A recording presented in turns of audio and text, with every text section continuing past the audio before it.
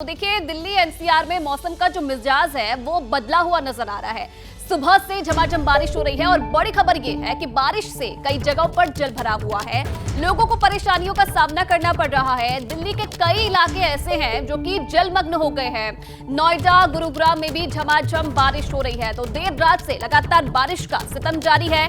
Delhi NCR में कई जगह पर ऐसी स्थिति पैदा हो गई है जहां पर जल भराव अब देखा जा रहा है। दिल्ली के कई जो इलाके हैं जलमग्न हो गए हैं। तो मानसून की एंट्री और एंट्री के साथ ही आप देखिए किस तरीके से बारिश से बेहाल होती हुई दिल्ली नजर आ रही है। कई इलाकों में जो जल भराव है वो स्थिति पैदा हो गई है। गर्मी से राहत जरूर मिली है, लेकिन कई जगह पर जो लोग हैं बारिश से परेशान भी हैं। ये 4 तस्वीरें आप देखिए और जगह जगह की तस्वीरें हैं दिल्ली के कि कैसे हालात बारिश के बाद वहां पर पैदा हो गए हैं। कनॉट प्लेस की आप ये तस्वीरें देखिए, देर रात से बारिश हो रही है, वहां पर भी किस तरीके के हालात पैदा हो गए हैं। मिंटो रोड, गोविंदपुरी और बीकाजी कामा प्लेस की तस्वीरें भी आप देखिए। ऐसी स्थिति जो ज्यादातर इलाके हैं दिल्ली के वहां पर इस वक्त देखी जा रही है, क्योंकि कुछ घंटों की बारिश और उसके बाद कैसे हालात वहां पर पैदा हो गए हैं, क्योंकि मानसून की एंट्री हो गई है। आने वाले समय में भी ऐसा हाल ही रह सकता है, ऐसी ही बारिश हो सकती है। मौसम विभाग की तरफ से ये अनुमान जताया गया है। अब देखिए क्या स्थिति है ग्राउंड जीरो पर, कैसे हालात है इस वक्त। ज्यादा जानकारी देने के लिए मेरे दो सहयोगी इस वक्त हमारे साथ जुड़े हुए हैं। गुरुग्राम से मोहित हमारे साथ जुड़े हुए हैं, इसी के साथ साथ ब्रिजेश तिवारी नोएडा से लाइव हमारे साथ जुड़े हुए हैं।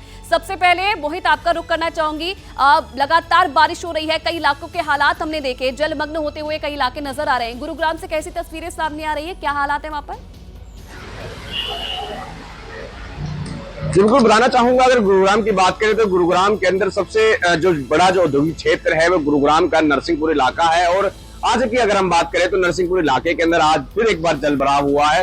हालांकि जलभराव को लेकर के प्रशासन ने बहुत से दावे किए थे कि 2024 के अंदर किसी भी सूरत के अंदर गुरुग्राम के अंदर जलभराव नहीं हो पाएगा। हालांकि और इलाकों के अंदर राहत जरूर है जलभराव को लेकर के, मगर जो नरसिंहपुर इलाका है वो नेशनल हाईवे 48 जो है उसके किनारे लगा हुआ है, उससे सटा हुआ है।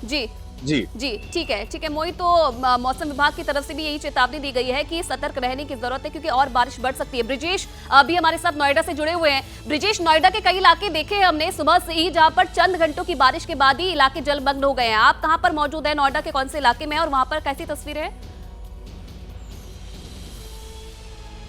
फिलहाल मैं नोएडा एक्सप्रेसवे के पास मौजूद हूं और ये जो रास्ता है ये नोएडा सेक्टर 18 को जोड़ता है। ये सामने एक्सप्रेसवे की तस्वीरें आप देखिए। हर बार हर साल जब बारिश होती है या थोड़ी बारिश जब हो जाती है तो यहाँ के हालात ऐसे ही बन जाते हैं, लेकिन सुधार कभी कुछ नहीं होता है। लोगों को परेशानियां हमेशा होती हैं। परेशानियों की तस्वीर ये है कि जो बड़ी बसें हैं वो भी यहाँ पर खराब हो गई है। वैकल्पिक व्यवस्था यहाँ पे एक लगाया गया है, पंप लगाया गया है। बिल्कुल, चंद घंटे की बारिश और उसके बाद कैसी स्थिति हो गई है नोएडा में, ये तस्वीरें आपने दिखाई है। बहुत धन्यवाद मोहित और ब्रिजेश आपका तमाम जानकारी देने के लिए।